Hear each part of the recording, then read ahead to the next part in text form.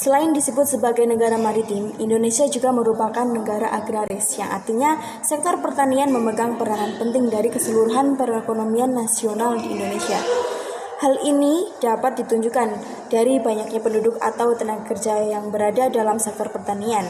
Sebagai negara agraris, Indonesia dianugerahi kekayaan alam yang melimpah, ditambah posisi Indonesia yang dinilai sangat strategis. Kalau dilihat dari sisi geografis, Indonesia terletak pada daerah tropis yang memiliki curah hujan yang tinggi. Kondisi ini yang membuat Indonesia memiliki lahan subur dan banyak jenis tumbuhan yang dapat tumbuh dengan cepat.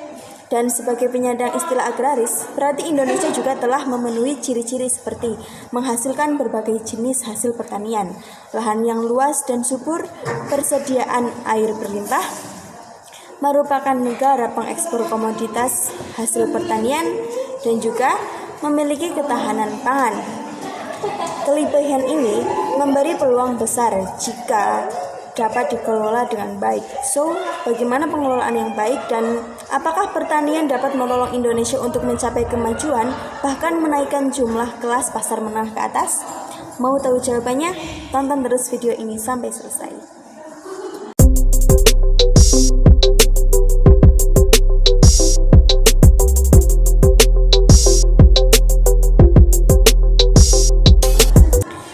Saya mempunyai seorang kawan ketika SMA dulu. Dia seorang yang cukup pendiam, tidak terlalu banyak tingkah dan prestasinya pun sedang-sedang saja. Namun suatu saat dia bercermin pada teman-temannya yang memiliki keunggulan dalam prestasi. Seperti bisa membawa pulang trofi setelah juara lomba tertentu, memamerkan foto kejuaraan kepada orang tuanya, serta dapat memandang betapa kedua orang tuanya memasang wajah begitu bangga terhadap anaknya. Suatu hal yang teman saya rasa sangat jauh darinya. Hingga suatu saat ibunya berjanji akan memberikan hadiah jika dia dapat mendapatkan nilai yang baik di ujian nasional berstandar komputer dan setidaknya mengikuti 3 besar. Ya, setidaknya 3 besar. Padahal sebelumnya ikut 10 besar saja sudah menjadi hal yang wow baginya. Awalnya sempat ragu, bagaimana dia bisa melakukan persaingan melawan 30 anak di kelasnya saja sangat berat, apalagi satu angkatan yang jumlahnya ratusan. Ia merenungi semua itu. Ia berpikir apa yang harus dia lakukan, apakah dia bisa mewujudkannya. Sekali lagi ia merenungi dirinya, mencoba berkaca pada diri sendiri, apa yang dia punya, apa yang dia bisa, bukan lagi berkaca pada teman-teman berprestasinya dengan segala keunggulan mereka. Kemudian ia menemukan bahwa dirinya lebih suka bagian bahasa, maka kemudian di bidang itu yang akan tekuni lebih dalam. Apalagi peluang bahwa 2 mata pelajaran itu tentang bahasa. Akhirnya dia membulatkan tekad dan ambisi yang kuat. Ia merasa harus mencapainya. Namun di samping itu, motivasinya bukan hanya ingin mendapatkan hadiah dari ibunya saja, tapi juga karena keinginan membawa sang ibu naik ke panggung kejuaraan saat ia wisuda. Selanjutnya, ia juga mencoba bersama 2 kawannya berinovasi membuat kelompok belajar.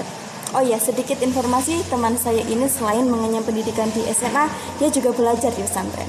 Jadi, jadwal kegiatan yang ia miliki sebenarnya sudah padat. Namun, atas tekad tersebut, ia bersama kedua kawannya mengambil jam belajar tambahan pada malam hari untuk sharing pengetahuan masing-masing. Hal ini dimanfaatkannya agar tidak hanya bisa unggul di bagian yang ia tekuni saja, yaitu bagian bahasa, namun setidaknya di bidang lain juga tidak tertinggal. Akhirnya, atas kegigihan dan ambisi tekad dan perjuangannya, dia berhasil benar-benar bisa menggandeng ibunya naik ke panggung saat pelaksanaan wisuda sebagai peraih juara paralel. Nah, itulah sekilas kisah kawan saya yang awalnya biasa saja, tapi akhirnya ia punya tekad, ambisi, dan inovasi untuk mencapai hal yang lebih baik. Dengan menganalisis diri, apakah yang dia bisa untuk mendongkrak keterbatasannya itu. Lalu, ya pasti ada yang bertanya-tanya, loh hubungannya sama negara agraris itu apa? Tadi awalnya kan lagi bahas pertanian, kok gitu? Nah, jadi gini. Sejak dahulu Indonesia itu kaya akan sumber daya alamnya dan selalu kaya akan hasil dari pertanian seperti padi, kedelai, jagung, sayur mayur, kacang tanah, ketela, pohon, dan ubi jalar. Selain itu ada juga teh, kopi, kelapa, kina, cengkeh, tebu, karet, kapulaga, dan yang lainnya. Itu cukup menunjukkan bahwa kita punya peluang besar atas potensi alam yang dimiliki. Namun, kadang hal tersebut seperti tidak disadari.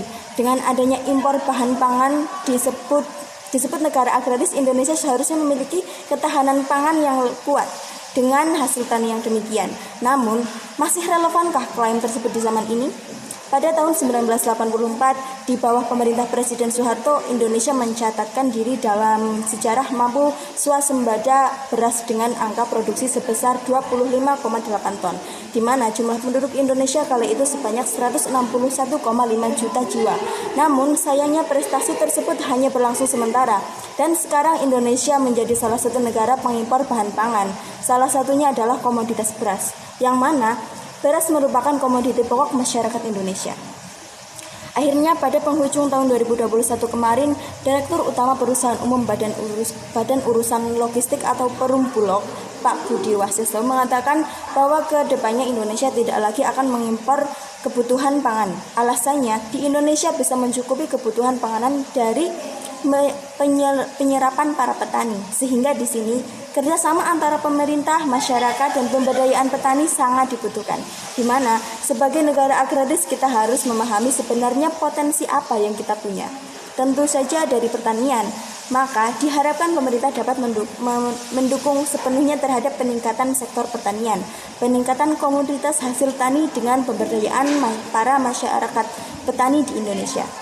Seperti kisah teman saya tadi, sebenarnya dia bisa mencapai impiannya bukan karena kebetulan atau sekedar ambisi terhadap hadiah yang akan diberikan ibunya, namun karena dia sebenarnya punya potensi dan dia telah memahami potensinya. Sehingga dengan sebaik mungkin ia memanfaatkan potensi miliknya.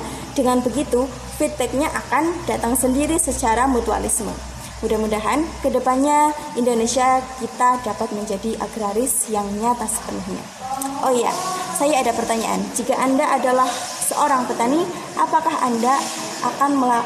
yang akan Anda lakukan atas keadaan tersebut? Sekian, terima kasih.